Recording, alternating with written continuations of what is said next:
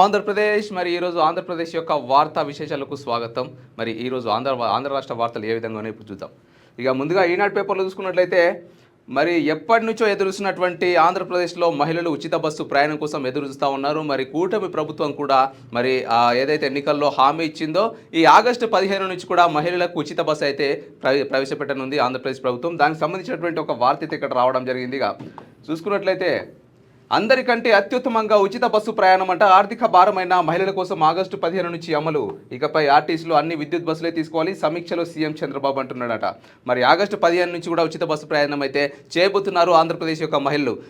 అందరికంటే అత్యుత్తమంగా అంటే అన్ని ఎలక్ట్రిక్ బస్సులే వేయాలి అన్నట్టుగా చంద్రబాబు గారు అయితే సమీక్షలో చెప్తా ఉన్నారు. ఎందుకంటే ఎలక్ట్రిక్ బస్సులు అయితే కొంచెం సేఫ్ జర్నీ ఉంటుంది. అలాగే బస్సులకు కూడా అత్యధికంగా ఖర్చులు అనేవి ఉండవు. కాబట్టి సమీక్షలో చంద్రబాబు గారు చెప్తున్నటువంటి ఒక వార్త మనం చూస్తూ ఉన్నాం. ప్రస్తుతం ఢిల్లీ, పంజాబ్, తమిళనాడు, కర్ణాటక, తెలంగాణ రాష్ట్రాలకు మహిళలకు ఉచిత బస్సు ప్రయాణం కల్పించాయి. అన్ని వేర్వేరు విధానాలను పాటిస్తున్నాయి. మన విధానం అత్యుత్తమంగా సంతృప్తి కలిగేలా ఉండాలి అని సీఎం చంద్రబాబు ఆదేశించారు. రాష్ట్రంలో ఆర్థిక ఇబ్బందులున్న ప్రజలకు ఇచ్చిన హామీ నిలబెట్టుకోవాలని, అందుకే ఆగస్టు 15 నుంచి కూడా ఈ పథకం అమలు చేస్తామని సీఎం తెలిపారు. మహిళలకు ఉచిత బస్సు ప్రయాణంపై సీఎం చంద్రబాబు శనివారం క్యాంపు కార్యాలయంలో అధికారులతో సమీక్షించారట. ఇప్పటికే ఆంధ్రప్రదేశ్ యొక్క ప్రభుత్వం అయితే ఆర్థికంగా చాలా కుంగిపోతా ఉంది. ఆర్థిక పరంగా కూడా ఇబ్బందులు ఉన్నా సరే ఖచ్చితంగా హామీలు ఇచ్చినాం కాబట్టి ఆ హామీలు నెరవేర్చడానికి ఆగస్టు 15 నుంచి కూడా మహిళలకు ఉచిత బస్సు ప్రయాణం అయితే చేపడుతున్నాం అన్నట్టుగా చంద్రబాబు గారు అయితే చెప్పినటువంటి ఒక వార్త మనం చూస్తూ ఉన్నాం. ఖచ్చితంగా ఆగస్టు 15 నుంచి కూడా ఆంధ్రప్రదేశ్ యొక్క ప్రజలు కూడా ఉచిత బస్సు ప్రయాణాన్ని అయితే వినియోగించుకోవచ్చు. ఇప్పటికైతే ఉచిత బస్సు అయితే కొన్ని రాష్ట్రాల్లో మాత్రమే ఉంది.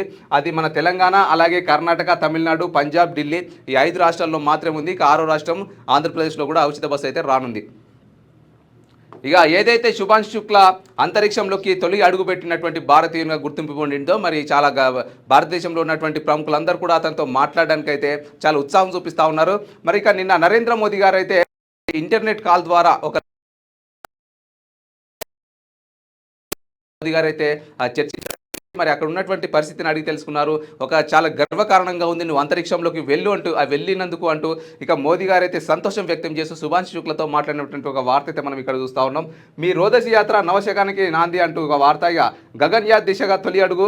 ఐఎస్ఎస్లో ఉన్న శుభాంశు శుక్లతో ముచ్చటించిన మోదీ, ఈ యాత్ర దేశమంతటిది. అంతరిక్షం నుంచి భారత్ భవ్యంగా కనిపిస్తోంది. ప్రధానికి వివరించిన వ్యోమగామి. భారతదేశం మొత్తం కూడా భవ్యంగా కనిపిస్తుంది అంతరిక్షం నుండి. చాలా నాకు కూడా చాలా గర్వంగా ఉంది అంటూ శుభాంశు శుక్లా కూడా మోదీ గారితో చర్చించినటువంటి ఒక వార్త అయితే మనం చూస్తూ ఉన్నాం. దాదాపు అంతరిక్షం ఇంటర్నేషనల్ స్పేస్ అంటే అంతరిక్షానికి భూమి నుంచి దాదాపు 400 కిలోమీటర్ల ఎత్తులో ఉన్నాడనమాట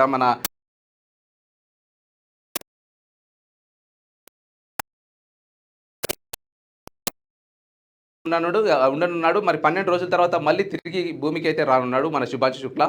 ఆ 12 రోజుల తర్వాత కూడా సేఫ్గా భూమికి రావాలని చెప్పి కోరుకుందాం. అంటూ వ్యాధులు ప్రబలకుండా చర్యలు తీసుకోవాలట. మురుగు కాలువలు పొంగి పొరలకుండా చూడాలి. పురపాలక పట్టణాభివృద్ధి శాఖపై సమీక్షలు అధికారులకు సీఎం చంద్రబాబు ఆదేశాలట. అంటూ వ్యాధులు ఇప్పుడు ప్రజెంట్ వర్షాకాలం కాబట్టి వర్షాకాలంలో చలికాలంలో ఎక్కువగా అంటూ వ్యాధులు ప్రబలుతాయి కాబట్టి అంటూ వ్యాధులకు సంబంధించినటువంటి తగిన చర్యలు తీసుకోవాలని చెప్పి అధికారులకు సూచనలు జారీ చేసినట మన ఏపీ సీఎం చంద్రబాబు గారు. 50 రూపాయలతో రైతులకు వ్యక్తిగత ఎల్పీఎంల జారీ అట. క్షేత్రస్థాయిలో అవగాహన కల్పిస్తున్న సర్వేయర్లు కూటమి ప్రభుత్వ నిర్ణయంతో తలగొన్న ఇబ్బందులు అంటూ రైతులకు సంబంధించినటువంటి ఎల్పీఎల జారీకి సంబంధించినటువంటి ఒక వార్త అయితే మనం ఇక్కడ చూస్తూ ఉన్నాం. ఇరాన్పై మళ్ళీ బాంబులేస్తా అను కార్యక్రమం జోలికి వస్తే ఆ దేశం వెళ్ళొద్దు. నీచమైన చావకుండా కమ్యూనిటీ రక్షించా, అయినా ఆయన ధన్యవాదాలు చెప్పలేదంటూ డొనాల్డ్ ట్రంప్ తీవ్ర ఆగ్రహం వ్యక్తం చేసినటువంటి ఒక వార్త అయితే మనం చూస్తూ ఉన్నాం. ఇరాన్ యొక్క ప్రముఖ రాజకీయవేత్త అయినటువంటి కమ్యూనిటీ కాపాడింది నేనే అంటూ డొనాల్డ్ ట్రంప్ అయితే చెప్తా ఉన్నాడు. ఏదైతే యుద్ధ విషయంలో ఇజ్రాయెల్కు ఇరాన్కు మధ్యలో ఉన్నటువంటి భీకర యుద్ధాన్ని ఆపింది నేనే. ఇజ్రాయెల్లో ఉన్నటువంటి ప్రముఖ వ్యక్తిని కమ్యూనిటీని లేపేద్దామని చెప్పి ఇజ్రాయెల్ కూడా టార్గెట్ చేసుకుంది. ప్రముఖ దేశాలు కూడా కొన్ని టార్గెట్ చేసుకున్నాయి. అవన్నింటిని కూడా ఆపి కమ్యూనిటీ ప్రాణాలు నేనే కాపాడినా కనీసం అట్లీస్ట్ థ్యాంక్ యూ అని కూడా చెప్పలేదు అని చెప్పి డొనాల్డ్ ట్రంప్ ఆవేదన వ్యక్తం చేస్తున్నటువంటి ఒక వార్త మనం చూస్తున్నాం. ఇరాన్పై మళ్ళీ బాంబులేసనట. అణు కార్యక్రమం జోలికి ఆ దేశం వెళ్ళొద్దు, ఆ నీచమైన చావకుండా కమ్యూనిటీ రక్షించా అంటూ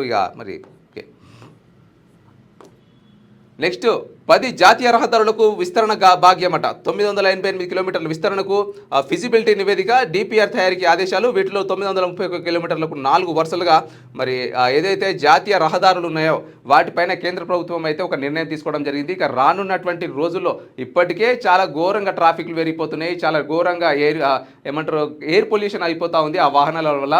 మరి కేంద్ర ప్రభుత్వం అయితే ఒక సర్వే చేపట్టిందట. ఆ సర్వే ప్రకారం ఇక రానున్నటువంటి రోజుల్లో ఇంకా ట్రాఫిక్ హెవీగా అవుతుందట. కాబట్టి ఇక జాతీయ రహదారులు ఏవైతే 10 జాతీయ రహదారులు ఉన్నాయో వాటిని పొడవును వెడల్పును పెంచేందుకు అయితే కొన్ని నిర్ణయాలు తీసుకున్నట్టుగా ఇక్కడ ఒక వార్త అయితే రావడం జరిగింది. 988 కిలోమీటర్ల విస్తరణకైతే ఫిజిబిలిటీకి అయితే ఇక నివేదిక సమర్పించిందంట కేంద్ర ప్రభుత్వం. అలాగే వీటిలో 931 కిలోమీటర్లకైతే 4 వరుసలో రోడ్లను అయితే వెడల్పు చేయడానికి అయితే నిర్ణయం తీసుకుందంట. అంటే దాదాపు ఒకేసారి 4 బస్సులు ఒకే రోడ్డు పైన కూడా ప్రయాణించేటువంటి ప్రక్రియ అయితే చేపడుతోంది అన్నట్టుగా ఒక వార్త అయితే రావడం జరిగింది. సో మద్యం కుంభకోణం కేసులో త్వరలో ప్రాథమిక అభియోగ పత్రమట. జూలై 2వ వారానికల్లా వేసేలా సిట్ కసరత్తు. ఇక మద్యం కుంభకోణం కేసులో సిట్ అధికారులు త్వరలో విజయవాడ ఏసీబీ న్యాయస్థానంలో ప్రాథమిక అభియోగ పత్రం. ఇక మద్యం కుంభకోణంలో సిట్ దర్యాప్తులో ఒక వార్త అయితే రావడం జరిగింది. ఇక మద్యం కుంభకోణం కేసులో త్వరలో ప్రాథమిక అభియోగ పత్రమట. జూలై 2వ వారానికల్లా వేసేల సిట్ కసరత్తు. మరి ఏసీబీ న్యాయస్థానంలో, విజయవాడలో ఉన్నటువంటి ఏసీబీ న్యాయస్థానంలో ఇక సిట్ అయితే ప్రిలిమినరీ ఛార్జ్ షీట్ అయితే 2వ వారంలో దాఖలు చేయనున్నట్లుగా ఒక వార్త అయితే మనకు ఇక్కడ కనిపిస్తూ ఉంది. ఇక మద్య కుంభకోణం కేసులో అయితే సిట్ అయితే గట్టిగా తీసుకుంది ఛాలెంజ్ అన్నట్టుగా మనకైతే దీన్ని బట్టి అయితే అర్థమైపోతూ ఉంది. ఇక నెక్స్ట్ సాక్షి పేపర్లోకి వెళ్ళినట్లయితే బాలికల విద్య భ్రష్టట, అదే లక్ష్యంగా కూటమి సర్కారు కక్ష సాధింపు, గ్రామీణ బాలికలకు ఉన్నత విద్య అందకుండా వ్యూహాత్మక కుట్ర అంటూ ఒక వార్త అయితే రావడం జరిగింది. ఇక ఇందులో భాగంగా హై స్కూల్ ప్లస్ అంటే ఇంటర్ విద్యకు ఎసరట, వాటిని రద్దు చేసేందుకు నిర్వీర్యం. వీటిలో పనిచేస్తున్న దాదాపు 1000 మంది స్కూల్ అసిస్టెంట్ల బదిలీ, తిరిగి ఆయా ఖాళీలను అడ్మిషన్ల అనంతరం కూడా భర్తీ చేయని విద్యాశాఖ, పాఠాలు చెప్పేవారు లేక విద్యార్థుల అగచాట్లు, ఫలితంగా పిల్లలంతా ప్రైవేటు కార్పొరేట్ కాలేజీలకు వెళ్లేలా స్కెచ్. గత ప్రభుత్వ విద్యా సంస్కరణలన్నీ రద్దు. నాడు నేడు డిజిటల్ క్లాస్ రూమ్లు, సబ్జెక్ట్ టీచర్లు, టోఫెల్ క్లాసులు, ఇంగ్లీష్ మీడియం, సిబిఎస్ ఈ సిలబస్, ఇక ఐబీ ట్యాబ్లకు మంగళం అట. మరి వైఎస్ జగన్ ప్రభుత్వంలో మండలానికి ఒక హై స్కూల్ ప్లస్ ఏర్పాటు. ఇందులో బాలికల కోసం ప్రత్యేకంగా 294 హై స్కూల్ అయితే ఏర్పాటు చేశారన్నట్టుగా ఒక వార్త అయితే మనం చూస్తూ ఉన్నాం. ఇక దాదాపు పని చేస్తున్నటువంటి 1000 మంది స్కూల్ అసిస్టెంట్ల యొక్క బదిలీ అయితే జరిగిందట. మరి తిరిగి ఆయా ఖాళీలను అడ్మిషన్ల ప్రారంభంతరం కూడా భర్తీ చేయాలంటే 1000 మంది యొక్క బదిలీలు జరిగిన తర్వాత ఆ పోస్టులను అయితే ఇప్పుడు ఉన్నటువంటి ప్రభుత్వం అయితే భర్తీ చేయట్లేదు. కొన్ని స్కూళ్ళలో పాఠాలు చెప్పడానికి కావచ్చు, ఇక ఇంటర్ విద్యార్థులకైతే కనీసం లెక్చరర్లు కూడా లేరు అన్నట్టుగా ఒక వార్త అయితే రావడం జరిగింది. ఇక ఫలితంగా పిల్లలందరూ కూడా ప్రైవేట్ స్కూళ్ళకు, ప్రైవేట్ కాలేజీలకు వెళ్తా ఉన్నారట. మరి తప్పనిసరి పరిస్థితుల్లో ఇక నాడు నేడు డిజిటల్ క్లాస్ రూమ్లు అయితే ఉండే, మరి డిజిటల్ క్లాస్ రూమ్లు కూడా ఇప్పుడు అందుబాటులో లేవు. అన్ని స్కూళ్ళలో, కొన్ని స్కూళ్ళలో మాత్రమే ఉన్నాయన్నట్టుగా ఒక వార్త అయితే మనం చూస్తా ఉన్నాం. ఇక మొత్తం మీదనైతే ఇంటర్ విద్యార్థులకు, ఇంటర్ యొక్క ప్రభుత్వ కాలేజీలకైతే ఆ ప్రభుత్వాన్ని అంటే ప్రభుత్వం నిర్వీర్యం చేస్తుంది, వాటిని పట్టించుకోవట్లేదు అన్నట్టుగా ఒక వార్త అయితే మనం ఇక్కడ చూస్తున్నాం. ఇక న్యూస్ రీలట. 3rd డిగ్రీపై న్యాయ విచారణ జరపాల్సిందే. గుంటూరు జిల్లా తెనాలిలో దళిత మైనారిటీ యువకులపై పోలీసులు నడి రోడ్డుపైన 3rd డిగ్రీ ప్రయోగించడంపై హైకోర్టు సిట్టింగ్ జడ్జితో విచారణ జరిపించాలని మానవ హక్కుల పరిరక్షణ సదస్సుని తీర్మానించిందట. ఆ అరాచకంలో పాల్గొన్న పోలీసులపై చర్యలు తీసుకోవాలని డిమాండ్ చేసిందంటూ ఒక వార్త అయితే రావడం జరిగింది. ఏదైతే గుంటూరు జిల్లాలో తెనాలిలో దళిత మైనారిటీలపైన, యువకులపైన పోలీసులు అయితే నడి రోడ్డు మీద ఏదైతే లాఠీ చార్జ్ ప్రయోగించారో, 3rd డిగ్రీ ప్రయోగించారో, దానిపైన అయితే సిట్టింగ్ జడ్జితో ఖచ్చితంగా విచారణ జరిపించాలని చెప్పేసి అయితే డిమాండ్ చేసినటువంటి ఒక వార్త మనం చూస్తున్నాం. ఇక అడ్డగోలు పనులతో ఒత్తిడి పెంచేదట. రోజు ఉదయం 6 గంటలకి విధుల్లో పాల్గొనాలని ఆదేశించడంతో పాటు అడ్డగోలు పనులతో ఒత్తిడి పెంచేస్తున్నారని రాష్ట్ర వ్యాప్తంగా పంచాయతీ కార్యదర్శులు మండిపడ్డారు. మరి పంచాయతీ కార్యదర్శులపైన కూడా చాలా వర్క్ ప్రెజర్ పెరిగిపోతుంది అన్నట్టుగా ఒక వార్త అయితే మనం చూస్తూ ఉన్నాం.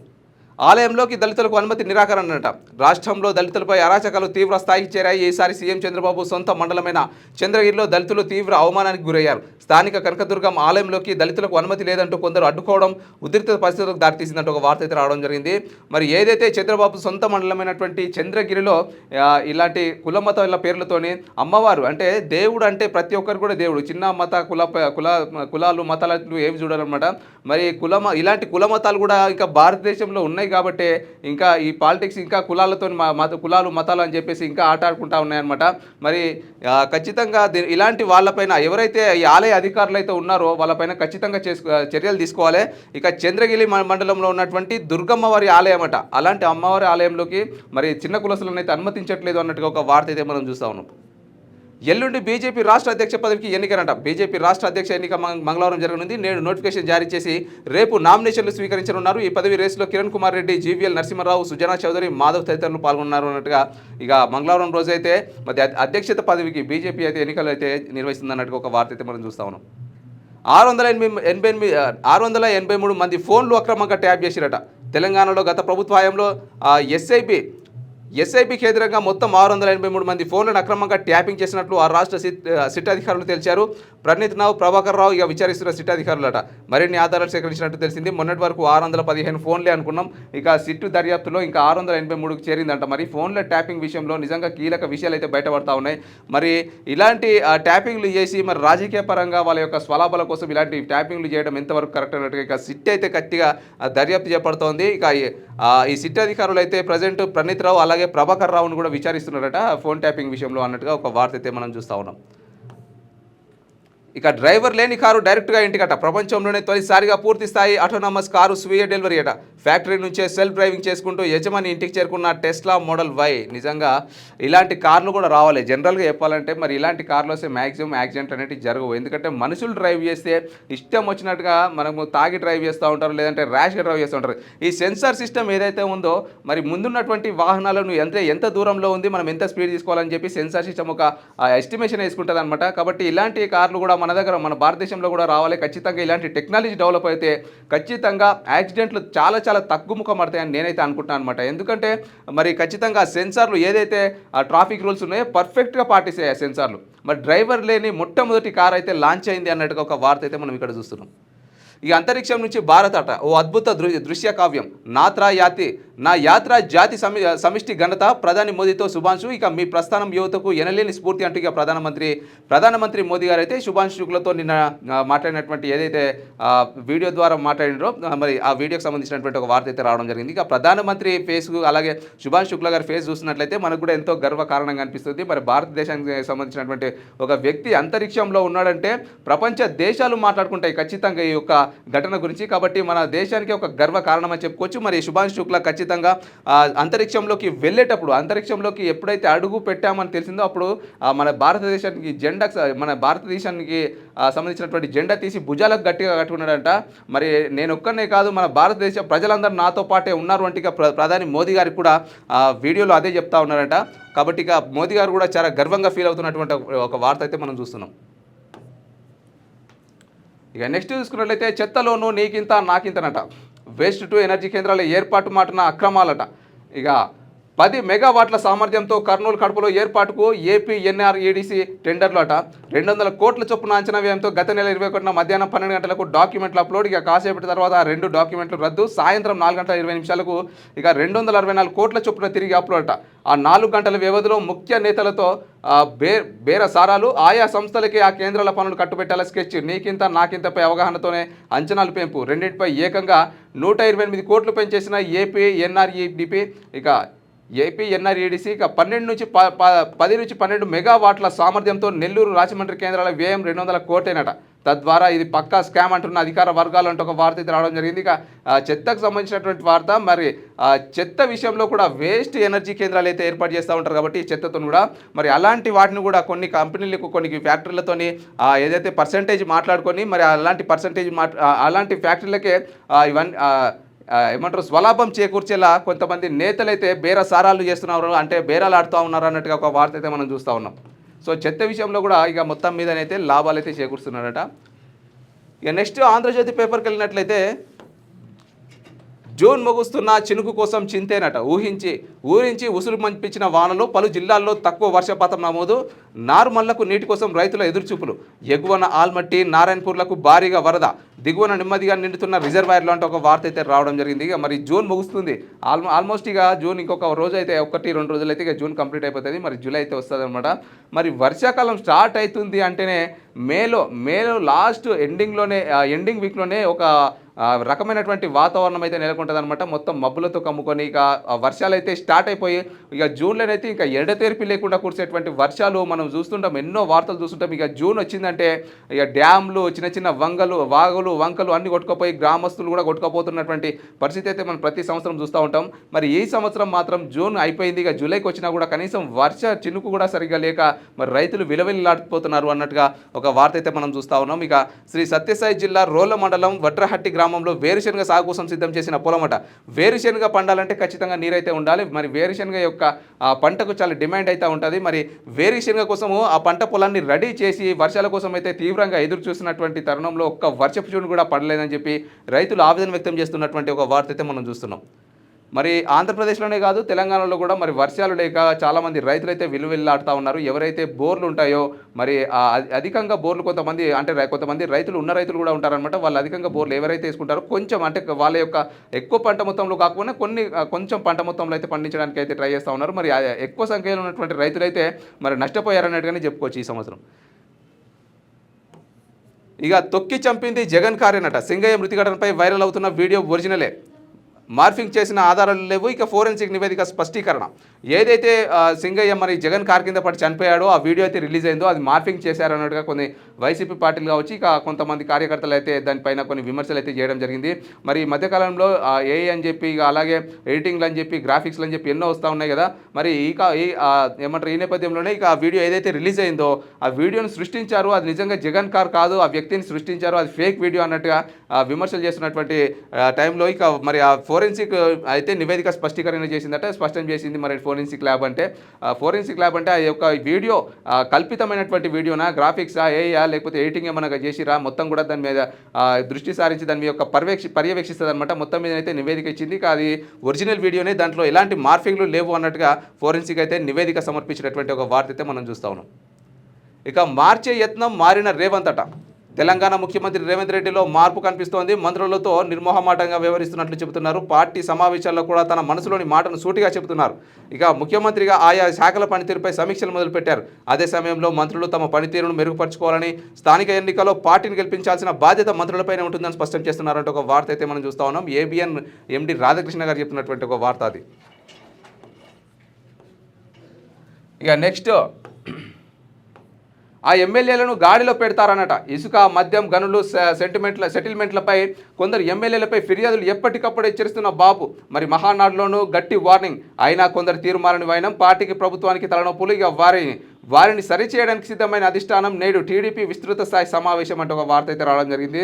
మరి ఈ రోజు అయితే టీడీపీలో విస్తృత స్థాయి సమావేశం కారణంగా మరి దీంట్లో ఒక వార్త అయితే రావడం జరిగింది. ఏదైతే ఇసుక, మద్యము, గనులు, సెటిల్మెంట్లు అయితే చేస్తున్నారో అంటే కొన్ని ఇసుక అక్రమ రవాణాలు కావచ్చు, అలాగే మద్యం కావచ్చు, అలాగే కొన్ని సెటిల్మెంట్లు చేస్తూ ఉంటారు కదా. దాంట్లో కూడా అంటే ఏ పార్టీలో అయినా సరే కొంచెం ఇలాంటి అవినీతి చేసేటువంటి కొంతమంది అయితే ఉంటారనమాట. మరి అలాంటి వాటిపైన కూడా మరి ఈరోజు చర్యలు తీసుకునే అవకాశాలు ఏమైనా ఉన్నాయా అన్నట్టుగా ఇక్కడ ఒక వార్త అయితే రావడం జరిగింది. ఇక కూటమి సుపరిపాలన పైన కీలక చర్చ.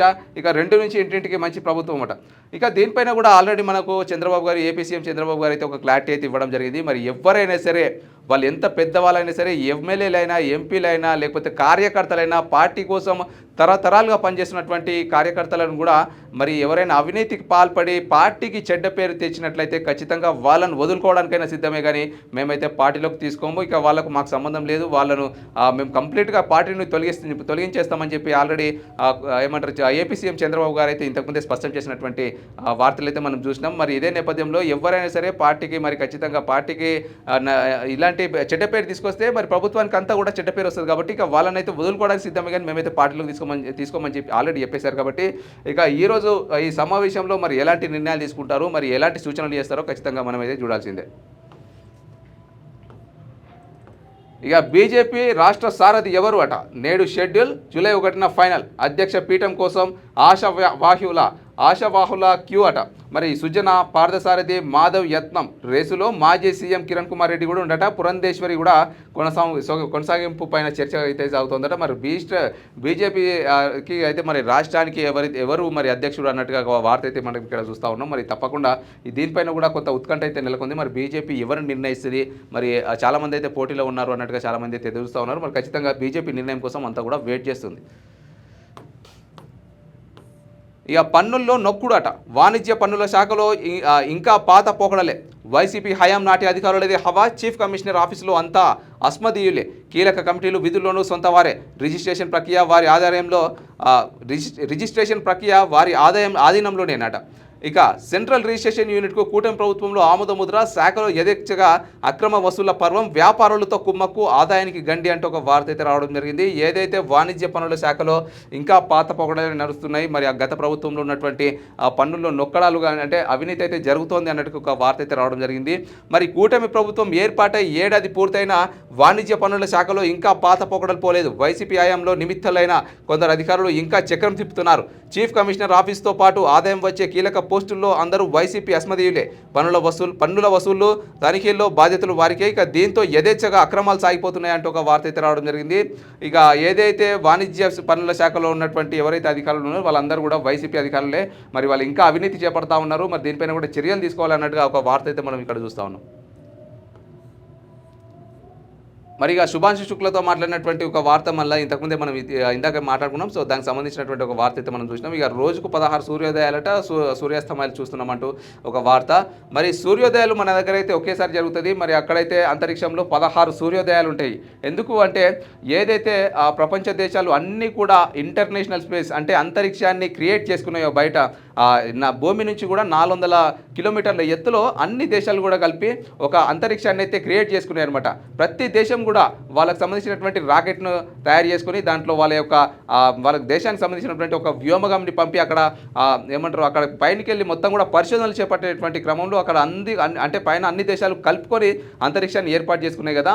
మరి అంతరిక్షము కింద పడిపోతుంది. అంటే ఇప్పుడు జనరల్గా ఇప్పుడు మన భూమి పైన ఏదైనా వస్తువు ఉందనుకోండి, పెన్ను కావచ్చు, ఏదైనా ఉందనుకోండి, ఇట్లా వేస్తే మనకు భూమికి ఆకర్షణ శక్తి ఉంటుంది కాబట్టి దాన్ని కింద పడిపోతుంటుంది. మరి అది కూడా అంతే, పైన కూడా భూమి లాగేస్తుందని ఉద్దేశంతో అంతరిక్షం అంట దాదాపు ఒక సెకండ్కి దాదాపు కొన్ని లక్షల కిలోమీటర్లు తిరుగుతుందట, 1000 కిలోమీటర్లు తిరుగుతుందట. అంత ఫాస్ట్తో తిరుగుతూ ఉంటుంది కాబట్టి ఇక భూమి కిందికి లాగేటువంటి శక్తి అనేది ఉండదు కాబట్టి మరి తిరిగినప్పుడు అది పైనే ఉంటుంది కాబట్టి సో ఖచ్చితంగా పగలు రాత్రి తిరిగినప్పుడల్లా ఒక పగలు, తిరిగినప్పుడల్లా ఇంకో రాత్రి అట్లా అవుతూ ఉంటుంది అనమాట. మరి శుభాంశు శుక్ల ప్రస్తుతం ఇప్పుడు భూమి మీద ఉన్నప్పుడు రోజుకోకే సూర్యోదయాన్ని చూస్తుండే. మరి అంతరిక్షంలోకి వెళ్ళిన తర్వాత 16 సూర్యోదయాలు చూస్తున్నాడట. ఒక రోజులో 24 గంటల్లోనే 16 సూర్యోదయాలు. మొత్తం అక్కడ ఉన్నటువంటి వాతావరణం అంతా చాలా కంప్లీట్గా ఉంటుంది, డిఫరెంట్గా ఉంటుంది అనమాట. అందుకే అన్ని పరిశోధనలు నిర్వహించి మనిషి తట్టుకునేటువంటి శక్తి ఉన్నప్పుడే ఆ మనిషిని మాత్రమే అంతరిక్షంలోకి పంపిస్తారనమాట. ఇక నటి పాకీజాకు సహాయం చేయాలంటే అంటూ ఇంకో వార్త. మరి సినీ హాస్య నటి పాకీజా అత్యంత దీనావస్థలో ఉండి భిక్షాటన చేస్తున్నారన్న విషయాన్ని ఆంధ్రజ్యోతి వెలుగులోకి తెచ్చింది. పాపం పాకీజా అనే శీర్షికతో శనివారం కథనం ప్రచురించగా పాకీజాకు సాయం చేసేందుకు పలువురు ముందుకొచ్చారు. అయితే ఆ కథనంలో ఇచ్చిన ఫోన్ నెంబర్లో పొరపాటు దొరికింది. పాకీజాకు సాయం చేయదలిచిన వారు ఈ నంబర్కు ఏదైతే నంబరు 8148886254 అనే ఈ నంబర్తో సంప్రదించవచ్చు. మరి పాకీజా మరి సినీ ఇండస్ట్రీలో అయితే ఒక హాస్య నటిగా ఒక మంచి పేరైతే సంపాదించుకుంది. మరి ఇప్పుడు ప్రజెంట్ చాలా దీన స్థితిలో ఉందట. మరి ఆంధ్రజ్యోతి అయితే ఖచ్చితంగా దీనిపైన అంటే ఈ కథనాన్ని ప్రచురించడంతో దాంట్లో మొబైల్ ఫోన్ నంబర్ ఒక నంబర్ అయితే తప్పుగా మిస్టేక్ అయిపోయిందట. మరి ఈ నంబర్ని అయితే డెఫినెట్గా మీరు యూజ్ చేసుకోవచ్చు, తనకు సహాయం చేయొచ్చు అన్నట్టుగా ఒక వార్త అయితే మనం చూస్తున్నాం. ఇక నెక్స్ట్ తిరుమల యాత్రికులకు బీమానట. సదుపాయం కల్పనపై టీటీడీ యోచన. ఇక పాలక మండలి సమావేశంలోని చర్చ. నిత్యం సగటున 70,000 మందికి కొండపైకి వీరందరికీ బీమా కల్పించడం సాధ్యమేనా? టికెట్ లేని సర్వదర్శనం భక్తుల మాట ఏమిటి? ఇక సాధ్యాసాధ్యాలపై అధికారుల తర్జన భర్జనలు. తొక్కిసలాట ఘటన నేపథ్యంలో నిర్ణయమట. శ్రీవారి దర్శనం కోసం తిరుమలకు వచ్చే యాత్రికులందరికీ బీమా సదుపాయం కల్పించే దిశగా టీటీడీ యోచిస్తోంది. దీనిపై ఇంకా స్పష్టమైన ప్రతిపాదన రూపుదిద్దుకోనప్పటికీ సాధ్యాసాధ్యాలపై పాలక అధికార వర్గాల్లో ఆలోచన మొదలైంది. అయితే రోజువారీగా భారీగా వచ్చే భక్తులకు బీమా కల్పించడం సాధ్యమేనా? మరి ఇది కూడా కరెక్టే. మరి ఏదైతే తిరుమల కొండకు చేరుకుంటారో మరి అక్కడ కొన్ని ప్రమాదాల వల్ల మృతి చెందినా సరే, ప్రమాదాల వల్ల గాయపడినా సరే మరి వాళ్ళకు బీమా సౌకర్యం అంటే నిజంగా చాలా యూస్ఫుల్ అవుతుంది. ఎందుకంటే అక్కడ కొన్ని అడవి ప్రాంతాలు ఉంటాయి. మరి అలిపిరి మెట్ల మార్గంలో కూడా కొన్ని పులులు తిరుగుతూ ఉంటాయి. కొన్ని రీసెంట్గా ఎన్నో ఇన్సిడెంట్లు చూసినాం. మరి చిన్న పాపలను ఎత్తుకెళ్ళినటువంటి ఘటనలు పునరావృతమైనవి. మరి కొండ చర్యలు ఇప్పుడు వర్షాకాలంలో వెళ్తున్నటువంటి భక్తులపైన కొండ చర్యలు విరిగిపోయి చనిపోయినటువంటి అవన్నీ కూడా మనం చూసినాం. సో బీమా కల్పించాలనే యోచనలో టీటీడీ అయితే ఉందంట. మరి వచ్చేటువంటి వేలల్లో లక్షల్లో భక్తులు వస్తూ ఉంటారు కాబట్టి వాళ్ళందరికీ బీమా కల్పించడం సాధ్యమేనా అనే కోణంలో కూడా ఆలోచిస్తూ ఉన్నారట. మరి కొంతమందికైనా అంటే అక్కడ ఉన్నటువంటి ఏదైతే మెయిన్గా వచ్చేటువంటి అలిపిరి మార్గంలో వచ్చేటువంటి భక్తులకైనా కనీసం బీమా కల్పిస్తే సో కొంచెం యూస్ఫుల్గా ఉంటుందని చెప్పేసి అయితే మరి నా యొక్క ఒపీనియన్ అనమాట. సో ఇవన్నమాట ఆంధ్రప్రదేశ్ యొక్క వార్తా విశేషాలు. ఇవన్నీ మరి మరొక ఎపిసోడ్లో మరిన్ని ఆంధ్ర వార్తలతో మళ్ళీ కలుద్దాం. అంతవరకు చూస్తూనే ఉండండి క్యూ న్యూస్. సెలవు.